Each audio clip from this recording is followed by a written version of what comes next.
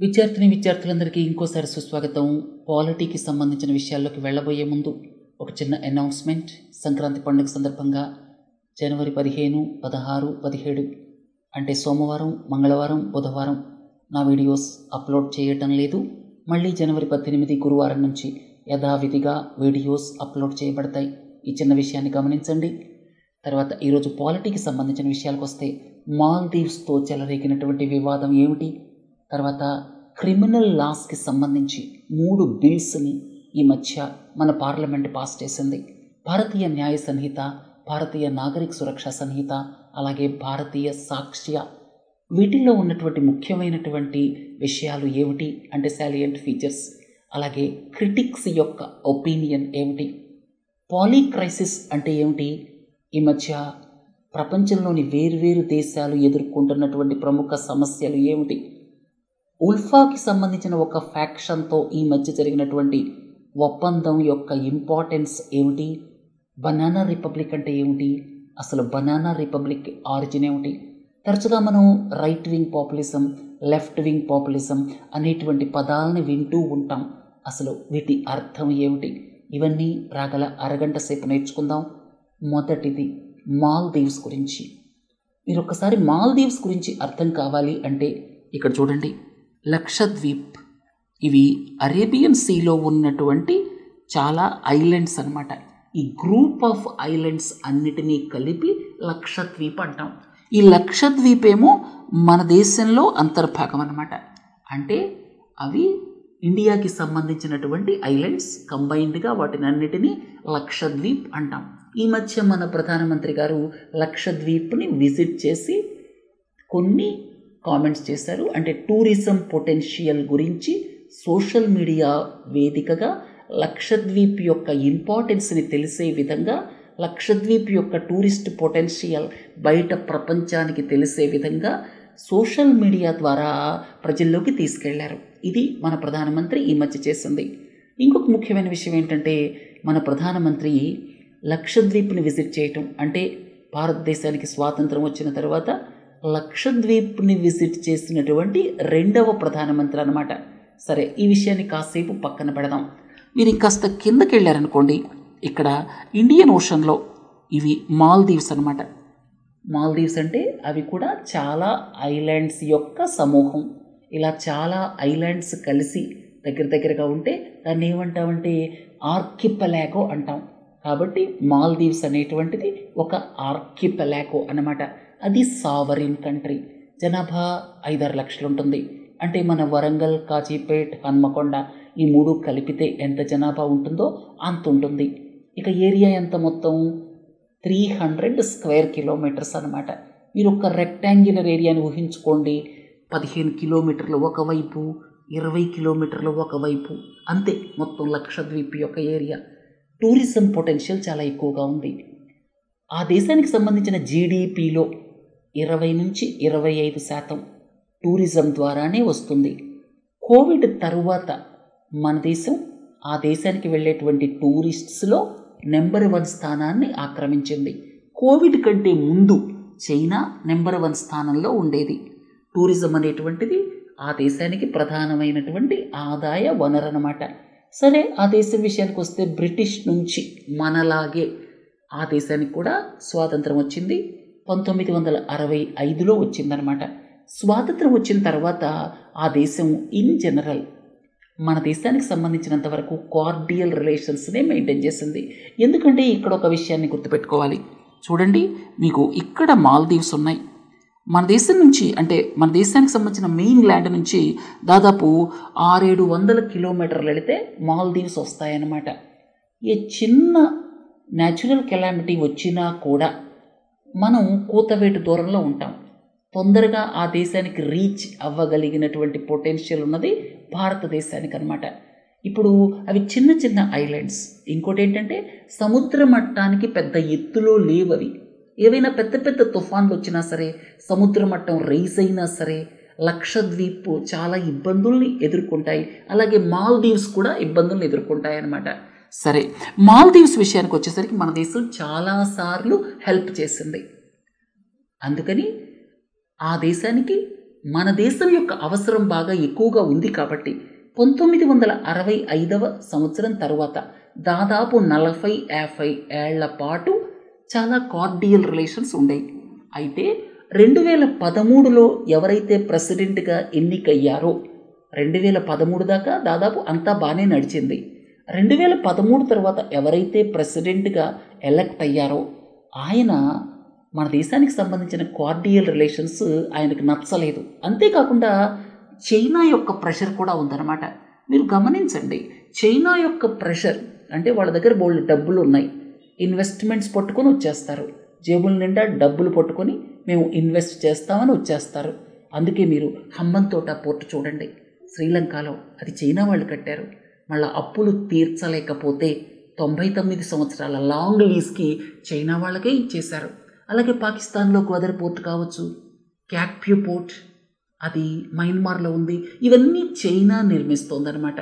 China belt and road initiative కూడా దాదాపు 10 సంవత్సరాల క్రితం స్టార్ట్ చేసింది. 10 సంవత్సరాల క్రితం belt and road initiative start చేయటం, 2013లో ఒక ప్రెసిడెంట్ అక్కడ అధికారంలోకి రావటం, ఆయన చైనా వైపు మొగ్గటం, అక్కడి నుంచి సమస్య మొదలైందనమాట. చైనా వాళ్ళు వచ్చి చాలా ఇన్వెస్ట్మెంట్స్ చేశారు ఇక్కడ. ఎందుకంటే వాళ్ళకి స్ట్రాటజిక్గా ఈ హంబంతోట కావచ్చు శ్రీలంకలో, గ్వదర్ కావచ్చు పాకిస్తాన్లో, మయన్మార్లో క్యాక్ప్యూ పోర్ట్ కావచ్చు, అలాగే మాల్దీవ్స్ లాంటి చిన్న చిన్న దేశాలు ఇండియన్ ఓషన్ రీజియన్లో కావచ్చు. ఎందుకంటే ఇలాంటి దేశాల సపోర్ట్ ఉంటే ఈ యొక్క గ్రేటర్ ఇండియన్ ఓషన్ రీజియన్లో వాళ్ళ సబ్మెరైన్స్ వెళ్ళటం కావచ్చు, ఇతరిత్ర ఏవైనా సరే షిప్స్ వెళ్ళటం కావచ్చు, నేవల్ వెహికల్స్ వెళ్ళటం కావచ్చు, అదంతా సులువైపోతుంది. అవి నేవల్ బేసెస్ని ఎస్టాబ్లిష్ చేసుకోవడం తేలికన్నమాట. దాదాపు 2010-12 సంవత్సరాల దాకా ఏదైతే ఈ ప్రాంతం అంతా ఉందో greater Indian ocean region, Arabian sea కావచ్చు, బే ఆఫ్ బెంగాల్ కావచ్చు, అలాగే ఇండియన్ ఓషన్ కావచ్చు, లేకపోతే ఇదంతా కలిపితే మనం గ్రేటర్ ఇండియన్ ఓషన్ రీజియన్ అంటాం. ఇదంతా కూడా మన దేశం బ్యాక్ యార్డ్ అంటాం. మన దేశానికి బ్యాక్ యార్డ్ లాగా ఉండేదన్నమాట. అసలు చైనా వాళ్ళు ఇటు చూసేవాళ్ళు కాదు. అయితే గత 10-12 సంవత్సరాల నుంచి చైనా వాళ్ళ యొక్క సబ్మరైన్స్ కావచ్చు, చైనా వాళ్ళ ఫోరేస్ కావచ్చు, నేవల్ వెహికల్స్ కావచ్చు, పోర్ట్స్ డెవలప్ చేయటం కావచ్చు, ఇలా చైనీస్ ప్రజెన్స్ పెరుగుతూ వస్తుందన్నమాట. మాల్దీవ్స్లో ఎవరైతే 2013లో ప్రెసిడెంట్గా గెలిచారో ఆయన చైనా టిల్ట్ తీసుకోవడంతో అప్పటి నుంచి మాల్దీవ్స్ భారత్ మధ్య రిలేషన్స్ స్ట్రెయిన్ అవ్వటం మొదలెట్టాయన్నమాట. సరే, 2018కి వచ్చేసరికి ఇంకొక కొత్త ప్రెసిడెంట్ వచ్చారు. ఆయన భారతదేశంతో సత్సంబంధాలను కొనసాగించారు. ఇండియా ఫస్ట్ పాలసీని ఆయన ఇంప్లిమెంట్ చేశారు. అంటే 2013 కూడా ఇండియా ఫస్ట్ పాలసీ ఉండేది. అయితే 2013-18 మధ్య ఎవరైతే ప్రెసిడెంట్ ఉన్నారో ఆయన ప్రో చైనా స్టాన్స్ని తీసుకున్నారు. 2018లో మళ్ళీ కొత్త ప్రెసిడెంట్ వచ్చి ఆయన మళ్ళీ ప్రో ఇండియా స్టాండ్ని తీసుకున్నారు. 2023లో ఇంకొక కొత్త ప్రెసిడెంట్ వచ్చారు, ఆయన ప్రో చైనా స్టాన్స్ని తీసుకున్నారు. ఈ విధంగా ఈ యొక్క చిన్న దేశం మాల్దీవ్స్ చాలా ఐలాండ్స్, టూరిజం పొటెన్షియల్ ఉన్నటువంటిది. ఒక పక్క ప్రో ఇండియా అని, ఒక పక్క ప్రో చైనా అని, అక్కడున్న రాజకీయ పార్టీలు కూడా చీలిపోవటం. అంటే మన దేశానికి మాల్దీవ్స్ విషయానికి వస్తే బైపార్టిసన్ సపోర్ట్ లేదన్నమాట. ఒక పార్టీ అధికారంలో ఉంటే ప్రో ఇండియా స్టాండ్, ఇంకొక పార్టీ అధికారంలో ఉంటే ప్రో చైనా స్టాండ్. ఇట్లా గత 10 సంవత్సరాల నుంచి జరుగుతున్నటువంటి తంతు అన్నమాట. సో రాబోయే కాలంలో ఏం చేస్తుందో చూడాలి. ఇప్పుడు చూడండి, నార్మల్గా మాల్దీవ్స్కి ఎవరు ప్రెసిడెంట్ అయినా సరే ట్రెడిషనల్లీ ఇండియాని విజిట్ చేస్తారు. మొట్టమొదటి విజిట్ అన్నమాట ఇండియాతో ఉంటుంది. ఎందుకంటే అది చాలా చిన్న దేశం, ఇండియన్ ఓషన్లో ఉంది. సైక్లోన్స్ వచ్చాయనుకోండి, ఇమ్మీడియట్ అసిస్టెన్స్ కావాలి. మనం దగ్గరలో ఉన్నాం. ఇంకోటి, అసలు సీ లెవెల్ 5-6 అడుగులు పెరిగిపోతే ఆ దేశం కనిపించదు కూడా. చాలా వల్నరబుల్ క్లైమేట్ చేంజ్కి. లాజికల్గా ఆలోచిస్తే వాళ్ళు మన దేశం వైపే ఉండాలి. మన దేశానికి పక్కనే ఈ లక్షద్వీప్ ఉన్నట్టే మాల్దీవ్స్ కూడా ఉంది. 5-6 లక్షల జనాభా, టూరిజం పొటెన్షియల్ ఉంది. మన దేశం ఏమీ వెళ్ళి వాళ్ళ ఇంటర్నల్ మ్యాటర్స్లో ఏ విధంగా కూడా ఇంటర్ఫియర్ కావటం లేదు. అయితే యాంటీ ఇండియా ప్లాంక్ మీద ఈ ప్రెసిడెంట్ ఎలక్ట్ అవ్వటం ఆ తర్వాత చూడండి ఏ పరిణామాలు జరుగుతున్నాయో. మొట్టమొదటి విజిట్గా ఆ ప్రెసిడెంట్ టర్కీ వెళ్ళారు. ఇప్పుడు చైనా వెళ్ళారు. చైనా వెళ్ళి మీరు ఇన్వెస్ట్మెంట్స్ తీసుకురండి, బెల్ట్ అండ్ రోడ్ ఇనిషియేటివ్ కింద మేము మీకు చాలా ప్రాజెక్ట్స్ ఇస్తామని చెప్పారు. ఇంకో మాట కూడా చెప్పారు, ప్రస్తుతం ఇండియా టూరిజంలో మొదటి స్థానంలో ఉంది, మా దేశానికి వచ్చేటువంటి టూరిస్ట్స్లో మీరు మొదటి స్థానానికి రావాలి అని చైనాని ప్రేరేపిస్తున్నారన్నమాట ఇప్పుడు చైనా వెళ్ళి. అంతేకాకుండా హైడ్రోలాజికల్ స్టడీస్ చేయటానికి మన దేశం నుంచి వాళ్ళు విరమించుకున్నారు. తర్వాత మన ఇండియన్ నేవల్ పర్సనల్ ఎవరైతే అక్కడ ఉన్నారో వాళ్ళను కూడా వెనక్కి పంపిస్తామని చెప్పారు. సో ఇట్లా యాంటీ ఇండియా ప్లాంక్ మీద అక్కడ ఉన్నటువంటి ప్రెసిడెంట్ ఎలెక్ట్ కావడంతో ఆయన క్లియర్గా యాంటీ ఇండియా స్టాండ్ని ఇంప్లిమెంట్ చేస్తున్నారన్నమాట. అర్థమైంది కదా. ఇక మిగతా కథ అంతా మీకు తెలుసు.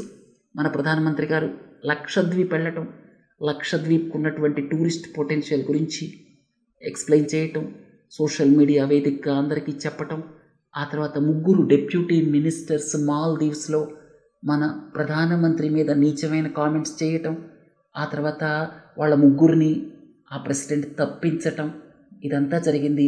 ఏదేమైనప్పటికీ కూడా ఆ దేశంలో హోస్టిలిటీ మాత్రం ఇప్పుడు ఎలక్ట్ అయినటువంటి ప్రభుత్వానికి మాత్రం యాంటీ ఇండియా స్టాండ్ అనేది ఉంటుంది కొంతకాలం.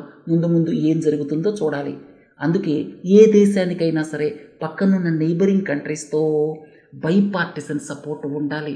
మన దేశానికి మీరు శ్రీలంక తీసుకున్నా సరే, అంటే మన దేశానికి బంగ్లాదేశ్తో రిలేషన్స్ అయినా సరే, నేపాల్తో రిలేషన్స్ అయినా సరే, శ్రీలంకతో రిలేషన్స్ అయినా సరే, మాల్దీవ్స్తో రిలేషన్స్ అయినా సరే, బైపార్టిసన్ సపోర్ట్ లేకపోవటం అన్నది, అంటే ఏ పార్టీ అధికారంలో ఉన్నా మనకు అనవసరం, మనకి సపోర్ట్ ఉండాలి. అలాంటిది లేకపోవటం మన దేశానికి కొంచెం దురదృష్టకరం అని చెప్పాలి.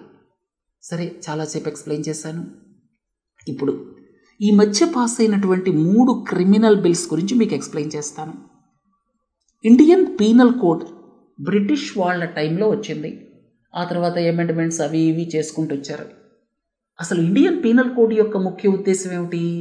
ఎవరైనా మర్డర్ చేస్తారు, వాళ్ళకి ఎంత పనిష్మెంట్ అయ్యాలి? జీవిత ఖైదు.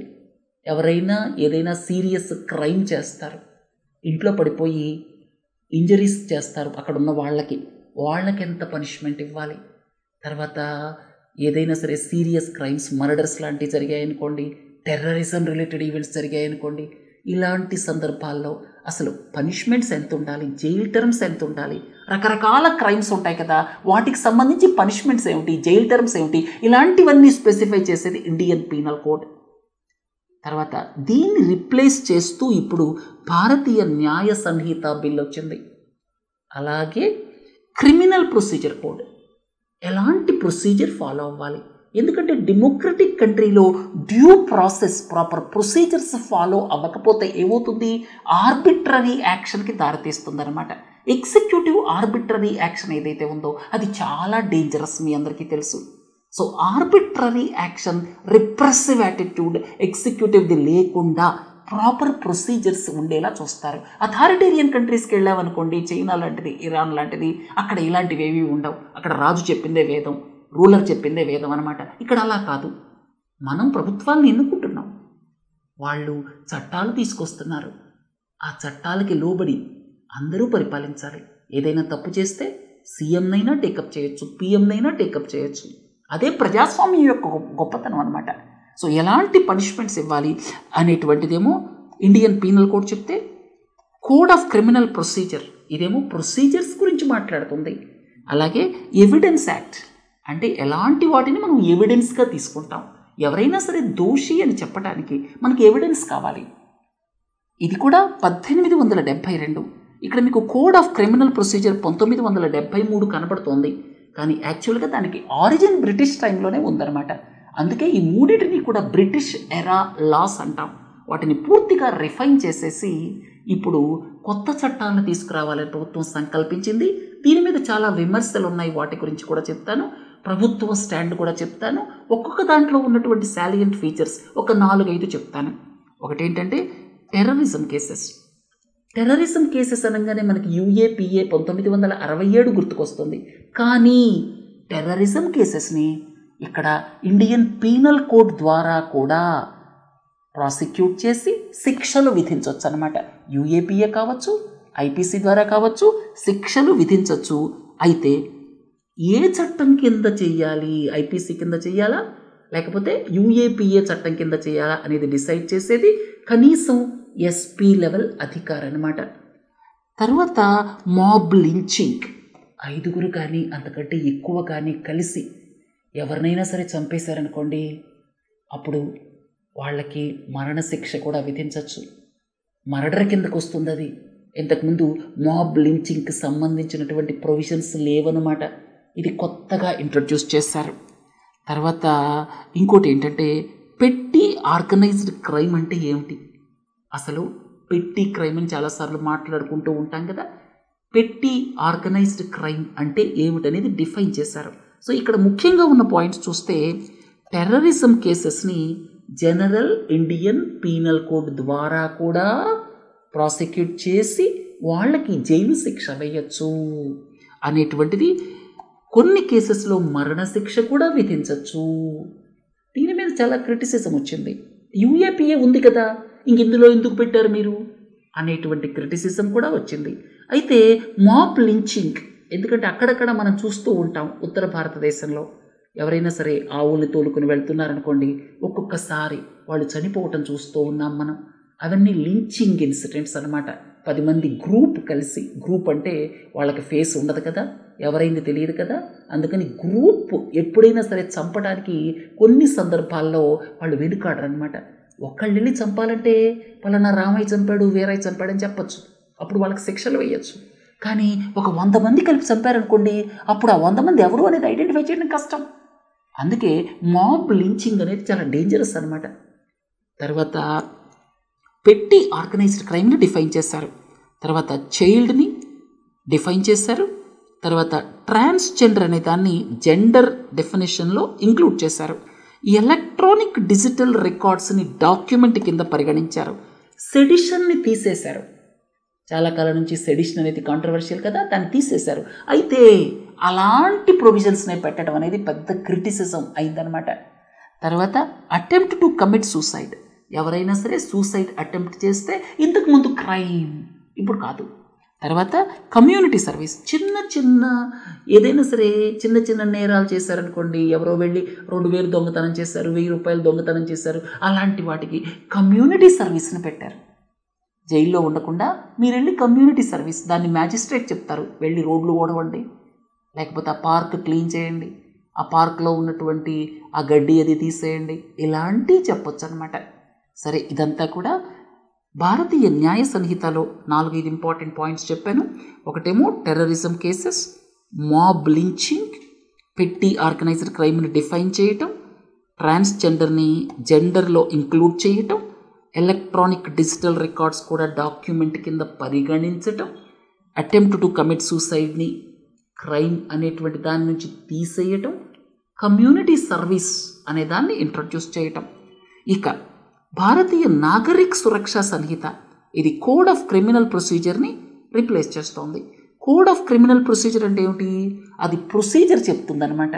ఎందుకంటే ప్రొసీజర్స్ అనేది చాలా ఇంపార్టెంట్. లేకపోతే ఏమవుతుంది, ఆర్బిట్రరీలీ ఎవరినైనా అరెస్ట్ చేయటం, వాళ్ళకి శిక్షలు వేయటం జరుగుతాయి. అందుకే ఈ ప్రొసీజర్ కోసం ఒక ప్రత్యేకమైనటువంటి కోడ్ ఉంటుందన్నమాట. అదే భారతీయ నాగరిక్ సురక్షా సంహిత అనమాట. ఇక్కడ చూడండి, కమ్యూనిటీ సర్వీస్ని డిఫైన్ చేయటం జరిగింది. మ్యాజిస్ట్రేట్ ఈ కమ్యూనిటీ సర్వీస్ని, అంటే ఎవరైనా చిన్న చిన్న నేరాలు చేసే వాళ్ళకి మీరు వెళ్ళి ఈ పని చేయండి అని చెప్పచ్చు. రెండోది పోలీస్ కస్టడీ. ఇప్పటిదాకా పోలీస్ కస్టడీ 15 రోజులు దాటితే ఇవ్వటానికి అవకాశం లేదు. అయితే ఈ 15 రోజులు ఒక స్పెల్స్ లాగా ఇవ్వచ్చు. 3 రోజులు ఇప్పుడు, 4 రోజుల తర్వాత, అంటే దాదాపు 60 రోజుల దాకా, 60 రోజుల లోపల డిఫరెంట్ స్పెల్స్లో ఈ 15 రోజులు ఇవ్వచ్చు. ఇది కూడా క్రిటిసిజంకి దారితీసింది. ఎందుకంటే పోలీస్ ఎక్సెసెస్, పోలీసులు ప్రవర్తించేటువంటి విధానం మనందరికీ తెలుసు. అలాంటప్పుడు మీరు పోలీస్ కస్టడీని ఎప్పుడు పడితే అప్పుడు ఇస్తామంటే ఎలా కుదురుతుంది అని చెప్పి క్రిటిక్స్ వేసే ప్రశ్న అనమాట. ఇంకొక ముఖ్యమైన విషయం ఏంటంటే, ఈ 15 రోజులు అనేటువంటి లిమిట్ని ఎవరు సెట్ చేశారు? సుప్రీంకోర్టు సెట్ చేసింది. అనుపమ్ కుల్కర్ణి కేసులో 1992లో ఈ మధ్య ఇదే కేసుని సుప్రీంకోర్టు హయ్యర్ బెంచ్కి అప్పచెప్పింది, అది వేరే విషయం. తర్వాత ఇంకొక ముఖ్యమైన విషయం ఏంటంటే, ఎక్కడైతే అఫెన్సెస్కి 3 సంవత్సరాల కంటే తక్కువ ఇంప్రెసన్మెంట్ ఉంటుందో, 3 సంవత్సరాల కంటే తక్కువ ఇంప్రెసన్మెంట్, చిన్న చిన్న నేరాలనుకోండి, సంవత్సరం జైలు శిక్ష పడవచ్చు, 2 సంవత్సరాలు జైలు శిక్ష పడవచ్చు, అలాంటి కేసెస్లో అరెస్ట్ చేసే ముందు పోలీస్ ఆఫీసర్ యొక్క అప్రూవల్ తీసుకోవాలన్నమాట. ఒక లెవెల్లో సీనియర్ పోలీస్ ఆఫీసర్ అప్రూవల్. అలాగే 3 సంవత్సరాల నుంచి 7 సంవత్సరాల మధ్య ఎవరికైతే పనిష్మెంట్ ఇవ్వచ్చో అలాంటి కేసెస్లో ప్రిలిమినరీ ఎంక్వైరీ తప్పనిసరి. తర్వాత ఇన్ అబ్సెన్షియా ట్రయల్, ఎవరైనా సరే టెర్రరిస్ట్ ఉంటారు, ఇక్కడేదో చేస్తారు, పాకిస్తాన్ వెళ్ళి దాక్కున్నారనుకోండి, వాళ్ళు లేనప్పుడు, వాళ్ళ సమక్షంలో లేనప్పుడు కూడా వాళ్ళకి ప్రాసిక్యూట్ చేయొచ్చు, శిక్షలు వేయచ్చు. తర్వాత ఎలక్ట్రానిక్ ఎఫ్ఐఆర్ని ఇంట్రడ్యూస్ చేస్తారు. మీరు పోలీస్ స్టేషన్కి వెళ్లకుండా ఎలక్ట్రానిక్ వేలో ఎఫ్ఐఆర్ని లాడ్జ్ చేయొచ్చు అనమాట. తర్వాత బెయిల్ రూల్స్ సింప్లిఫై చేశారు. అలాగే ఆడియో, వీడియో, ఎలక్ట్రానిక్ మీన్స్ ఇవన్నీ ఇంక్రీజ్ చేశారనమాట.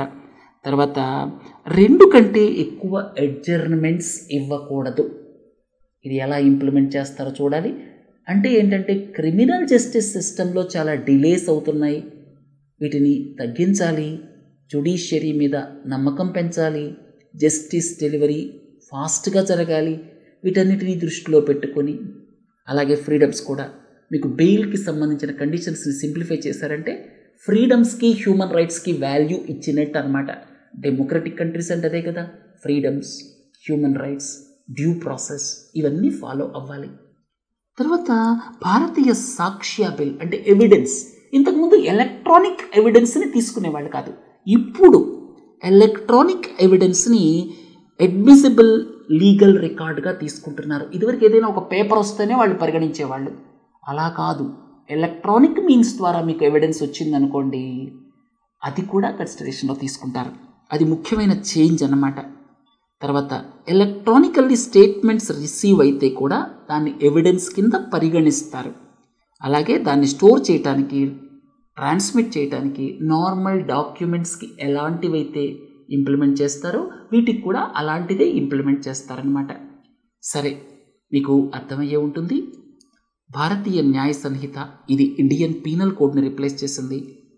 పనిష్మెంట్స్, అలాగే జైల్ టైమ్స్, పెనాల్టీస్ ఇవన్నీ ఎలా ఉండాలి అని చెప్పేది ఇండియన్ పీనల్ కోడ్. ప్రొసీజర్స్ ఏమిటి, ఎలా ఉండాలి ప్రాసిక్యూషన్, ఎలా ఇన్వెస్టిగేషన్ జరగాలి, బెయిల్ కండిషన్స్ ఏమిటి, తర్వాత ఇలాంటి వాటిని అన్నిటినీ గురించి ఆలోచించేటువంటిది ఈ యొక్క భారతీయ నాగరిక సురక్ష సంహిత. అంటే ఇది కోడ్ ఆఫ్ క్రిమినల్ ప్రొసీజర్ని రిప్లేస్ చేసిందనమాట. తర్వాత భారతీయ సాక్ష్య, ఎలాంటి డాక్యుమెంట్స్ని ఎవిడెన్స్గా తీసుకుంటాం అది చెప్పేది భారతీయ సాక్ష్య. సరే, ఈ 3 కూడా ప్రెసిడెంట్ సంతకం కూడా అయిపోయింది, త్వరలో ఇంప్లిమెంటేషన్ చేస్తుంది ప్రభుత్వం. ఈ సందర్భంగా ప్రభుత్వం ఏం చెప్పింది, ఒకటేంటంటే, ఇంతకుముందు మనం ఏవైతే రిప్లేస్ చేశామో అవి బ్రిటిష్ వాళ్ళు ఫ్రేమ్ చేసినాయి. బ్రిటిష్ వాళ్ళు ఫ్రేమ్ చేయటం అంటే వాళ్ళు దేని మీద దృష్టి పెడతారు, ఎక్కువ పనిష్మెంట్ మీద దృష్టి పెడతారు. ఎందుకంటే కలోనియల్ రూలర్స్ కాబట్టి. మనం జస్టిస్ డెలివరీ మీద దృష్టి పెడుతున్నాము, ఫ్రీడమ్స్ మీద దృష్టి పెడుతున్నాము, హ్యూమన్ రైట్స్ మీద దృష్టి పెడుతున్నాము. అందుకే బెయిల్ కండిషన్స్ అన్నీ కూడా లిబరలైజ్ చేశాము. తర్వాత అరెస్ట్ చేసేటప్పుడు ప్రికాషన్స్ పెట్టాము. తొందరగా జస్టిస్ డెలివరీ జరగాలని చెప్పి 2 అడ్జర్న్మెంట్స్ కంటే ఎక్కువ ఇవ్వకూడదని చెప్పాము. మాబ్ లించింగ్ని ఇప్పుడు ఇంట్రొడ్యూస్ చేశాము. సెడిషన్ని తీసేశాము. అంటే రాజద్రోహం, చాలా కాలం నుంచి దీని మీద కాంట్రవర్సీ ఉంది, సెడిషన్ ఉండకూడదని చెప్పి. తర్వాత కొన్ని రకాల నేరాలకి forensic science laboratory team visit చేయాలి, అప్పుడు ఎవిడెన్స్ బలంగా ఉంటుంది. ఇండియన్ నెస్ని తీసుకొచ్చాము, British ముద్రల్ని తొలగించాము.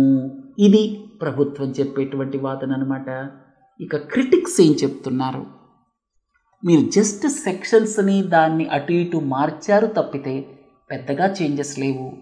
Justice delivery with in the shortest possible time important. ఆ రకంగా మీరు వర్కౌట్ చేసినట్టు కనబట్టలేదు. ఇవి ఇంప్లిమెంట్ అయిన తర్వాత కూడా ఎంత తొందరగా జడ్జిమెంట్స్ వస్తాయి అనే దాని మీద నమ్మకం లేదు. అలాంటి వాటిని మీరు పెద్దగా మార్చలేదు. పోలీస్ కస్టడీని 15 రోజుల పాటు దాదాపు 60 రోజుల లోపల ఎప్పుడైనా 3 రోజులు 4 రోజులు అలా ఉంచొచ్చని మీరు చెప్పారు. అది కరెక్ట్ కాదు. పోలీస్ ఎక్సెసెస్ అనేది, ఎందుకంటే 25% మందికి కూడా పోలీస్ వ్యవస్థ మీద నమ్మకం లేదు మన దేశంలో. అలాంటి పరిస్థితుల్లో మీరు పోలీస్ కస్టడీని పెంచుతున్నారు. తర్వాత ఇంకోటి ఏంటంటే, ఇక్కడ అపోజిషన్ మెంబర్స్ లేనప్పుడు మీరు పాస్ చేశారు. తర్వాత టెర్రరిజం, ఇప్పటికే యూఏపీఏ డ్రాకోనియన్ అంటున్నాం. టెర్రరిజం కేసెస్ని ప్రాసిక్యూట్ చేయడానికి నార్మల్ ఇండియన్ పీనల్ కోడ్ని కూడా వాడితే ఎట్లా చెప్పండి. తర్వాత పోలీస్ కస్టడీ మీద కామెంట్ వచ్చింది. ఇట్లా రకరకాలుగా క్రిటిసిజం కూడా రావటం జరిగింది. సెడిషన్ అయితే తీసేశారు, కానీ అలాంటి ప్రొవిజన్స్ని ఇండైరెక్ట్గా పెట్టేశారు. సో ఇట్లాంటివన్నీ కూడా ఈ బిల్స్ మీద వచ్చినటువంటి కామెంట్స్ అన్నమాట. సరే, వేరే ప్రశ్నకి వెళదాం. పాలీ క్రైసిస్, ఈ మధ్య ఒక వార్త వచ్చింది. ప్రపంచం పాలీ క్రైసిస్ అంచున ఉంది. అయితే గ్లోబల్ ఇన్స్టిట్యూషన్స్ దీన్ని పరిష్కరించే దిశగా లేవు. అసలు పాలీ క్రైసిస్ అంటే ఏమిటి? ఒకేసారి చాలా సమస్యలు ప్రపంచాన్ని చుట్టుముడితే దాన్ని పాలీ క్రైసిస్ అంటాం. ఎగ్జాంపుల్స్ ఏమిటి? క్లైమేట్ ఎమర్జెన్సీ, క్లైమేట్ చేంజ్ అనేది పెద్ద సమస్య అయి కూర్చుంది, మీరు అంగీకరించినా అంగీకరించకపోయినా. ఎన్విరాన్మెంటల్ డిగ్రేడేషన్, ప్రతిరోజు మనం ఎన్విరాన్మెంట్ని డిస్ట్రాయ్ చేస్తూనే ఉన్నాం. చాలా జీవరాశులు అంతరించిపోతూనే ఉన్నాయి. తర్వాత వరల్డ్ ఎకానమీ అనుకున్న విధంగా ముందుకెళ్ళటం లేదు. ఈ మధ్య పావర్టీ, హంగర్ అనేది తగ్గాల్సింది పోయి పెరుగుతూ వస్తోంది. దాదాపు 10-15 సంవత్సరాల పాటు ప్రపంచం మొత్తం మీద పావర్టీ, హంగర్ తగ్గింది. ఈ మధ్య పెరగటం మొదలెట్టింది. దీన్ని ఎలా చూస్తాం? తర్వాత చాలా దేశాలు ఇంకా కోవిడ్-19 తర్వాత కోలుకోలేదు. ప్రపంచంలో చాలా ప్రాంతాల్లో కాన్ఫ్లిక్ట్స్ ఉన్నాయి. మీరు యెమెన్ తీసుకున్నారనుకోండి, హూతీ రెబల్స్కి సౌదీ అరేబియా సపోర్టెడ్ ఫోర్సెస్కి 9 సంవత్సరాల నుంచి అంతర్యుద్ధం జరుగుతోంది. ఇంతవరకు అతి గతి లేదు. అలాగే సిరియాలో సివిల్ వార్ ముగిసినప్పటికీ కూడా ఇప్పటికీ ఆ దేశం నార్మల్ స్థాయికి రాలేదు.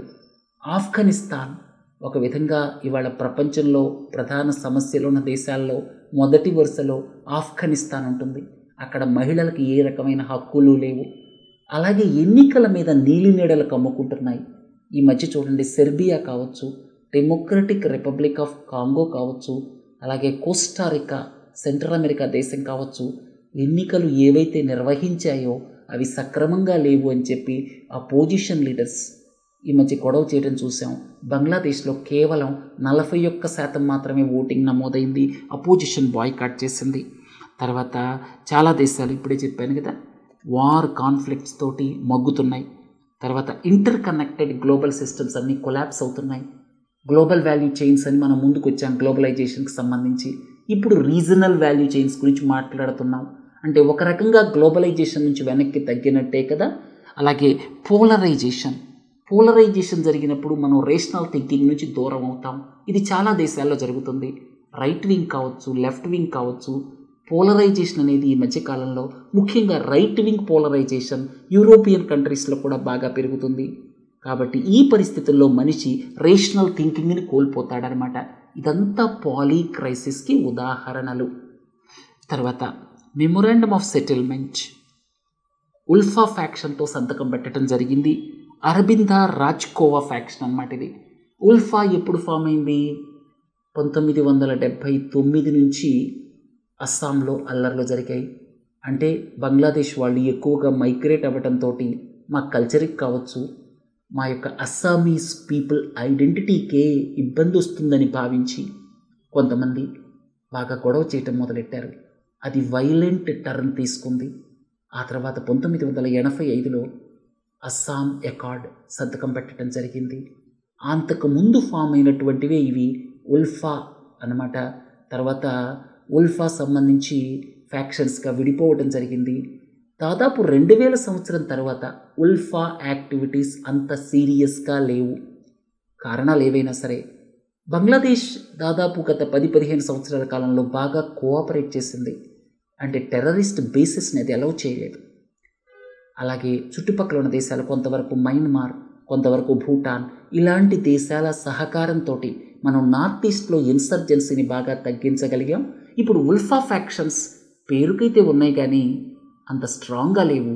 వీటిల్లో ఒక ఫ్యాక్షన్ వచ్చేసి ఈ మధ్య ప్రభుత్వంతో ఒప్పందం కుదుర్చుకొని వాళ్ళ కార్యక్రమాలకి స్వస్తి పలికి మెయిన్ స్ట్రీమ్లో కలిసిపోయిందనమాట. ఇంకొక ఫ్యాక్షన్ అది కొంచెం దీనికంటే స్ట్రాంగ్, పరేష్ బారువా ఫ్యాక్షన్, వాళ్ళు మాత్రం చర్చలకి రావటం లేదు. బనానా రిపబ్లిక్ అనే పదం వినపడుతూ ఉంటుంది. అసలు దీనికి ఆరిజిన్ ఏమిటంటే ఇక్కడ కరీబియన్ కంట్రీస్ కావచ్చు, సెంట్రల్ అమెరికా కంట్రీస్ కావచ్చు, దాదాపు 100 ఏళ్ల క్రితం, ఇంకా అంతకంటే ముందు 1870 అంటే 150 సంవత్సరాల క్రితం అన్నమాట, కొంతమంది బనానాస్ని అమ్మటం మొదలెట్టారు. అమెరికాకి తీసుకెళ్ళి ఎక్కడ పండించారు? కరీబియన్ దేశాల్లో పండించారు, జమైకా, అలాగే ఆ తర్వాత సెంట్రల్ అమెరికాలో పండించారు. వాళ్ళు ఎప్పుడైతే అమెరికా వాళ్ళకి అరటి పండ్లు అమ్మటం మొదలెట్టారో వాళ్ళకి అరటి పండ్ల రుచి తెలిసిందనమాట. ఆ తర్వాత ఈ ట్రేడర్స్ ఎవరైతే ఉన్నారో వాళ్ళు వేల ఎకరాలు, లక్షల ఎకరాలు లీజ్కి తీసుకోవటం ఈ దేశాల్లో, సెంట్రల్ అమెరికన్ కంట్రీస్ అలాగే కరీబియన్ కంట్రీస్లో లక్షల ఎకరాలు లీజ్కి తీసుకొని అక్కడ అరటి పంటను పండించి దాన్ని అమెరికాకి ఎగుమతి చేసి చాలా సంపాదించారన్నమాట. ఈ క్రమంలో ఏం జరిగిందంటే అక్కడ ఉన్నటువంటి ప్రభుత్వాలని వెనకపోతే పడదోసేయటం, ఇట్లా చాలా రకాలైనటువంటివి వాళ్ళు చేశారు. దాంతో పొలిటికల్ అండ్ ఎకనామిక్ ఇన్స్టెబిలిటీ వచ్చింది కొన్ని దేశాల్లో. ఇంకా ఇప్పటికీ కూడా ఆ ఇన్స్టెబిలిటీ కంటిన్యూ అవుతుందన్నమాట. సో బనానా రిపబ్లిక్ అనేది ఇప్పుడు ఆధునిక యుగంలో ఎందుకు వాడుతున్నామంటే ఏ దేశాలైతే పొలిటికల్గా వీక్గా ఉండటం, అలాగే ఎకనామిక్గా వీక్గా ఉండటం, కేవలం న్యాచురల్ రిసోర్సెస్ని ఎక్స్పోర్ట్ చేసి ఆ వచ్చేటువంటి డబ్బులతోటే ఆ గవర్నమెంట్స్ నడవగలగటం, ఇలాంటి వీక్ ఎకనామిక్ అలాగే పొలిటికల్ ట్రేట్స్ ఉన్నప్పుడు మనం ఏమంటామంటే బనానా రిపబ్లిక్ అంటాం. ఆరిజిన్ అయితే ఈ బనానా ట్రేడర్స్ ఎవరైతే మొదలెట్టారో వాళ్ళు ఆయా దేశాల్లో ఇన్స్టెబిలిటీని క్రియేట్ చేశారు, బాగా డబ్బులు సంపాదించుకున్నారు. తర్వాత ఆ ప్రభుత్వాలని పడగొట్టారు కూడా, పెద్ద పెద్ద కార్టెల్స్లా ఏర్పడ్డారు, వాళ్ళు చాలా పవర్ఫుల్ అయిపోయారనమాట. అందుకే పొలిటికల్ ఇన్స్టెబిలిటీ, ఎకనామిక్ ఇన్స్టెబిలిటీ ఉండటం, అలాగే న్యాచురల్ రిసోర్సెస్ ఏవైతే ఉన్నాయో వాటి ఎక్స్పోర్ట్ మీద డిపెండ్ అయి ఉండేటువంటి దేశాలని బనానా రిపబ్లిక్స్ అంటాం అన్నమాట. తర్వాత లెఫ్ట్ వింగ్ ఎక్స్ట్రీమిజం కాదు, ఇది left wing, right wing populism. అసలు పాపులిజం అంటే ఏమిటి? ఒక పొలిటికల్ ఫినామినన్ అన్నమాట. వీళ్ళు ఎలా ఆర్గ్యూ చేస్తారంటే ఇక్కడ కొన్ని ఎలైట్ ఫోర్సెస్ కొంతమందిని పవర్ నుంచి బయటపెట్టారు అనేటువంటి ఆర్గ్యుమెంట్ తీసుకొస్తారనమాట. తీసుకొచ్చి ఆ తర్వాత ఒక రకమైనటువంటి థియరీలో వాళ్ళు లెఫ్ట్ వింగ్ పాపులిస్ట్ అవ్వచ్చు, ఒక రకమైన థియరీలో రైట్ వింగ్ పాపులిస్ట్ అవ్వచ్చు. పాపులిజం అంటే ఏమిటంటే యాక్చువల్గా రియాలిటీకి దూరంగా వాళ్ళు ఏదైతే ఆర్గ్యుమెంట్ని ప్రజల్లోకి తీసుకెళ్తారో ఆ ఆర్గ్యుమెంట్ ఏమిటంటే కొన్ని వర్గాల వాళ్ళు పవర్కి దూరంగా ఉన్నారు, కేవలం కొన్ని వర్గాలు మాత్రమే పవర్ని ఎంజాయ్ చేస్తున్నాయి, ఇది కుదరదు అని చెప్పి వాళ్ళు ఒక పాపులిస్ట్ థియరీని మొదలు పెడతారు, ఒక నేరేటివ్ అనొచ్చు. ఆ తర్వాత దాన్ని ప్రజల్లోకి తీసుకెళ్తారు. అది రకరకాలుగా ఉంటుంది. కొన్ని సందర్భాల్లో దాన్ని రైట్ వింగ్ పాపులిజం అంటాం, కొన్ని సందర్భాల్లో లెఫ్ట్ వింగ్ పాపులిజం అంటాం. ఇక్కడ ఎక్స్ప్లెయిన్ చేయడం జరిగింది, ఒక్కసారి ఈ పీపీటీని చదవండి. ఇంతటితో ఈరోజు పాలిటిక్స్ సంబంధించిన విషయాల్ని కంప్లీట్ చేద్దాం. రేపు మిస్సిలేనియస్తో కలుద్దాం. నమస్తే.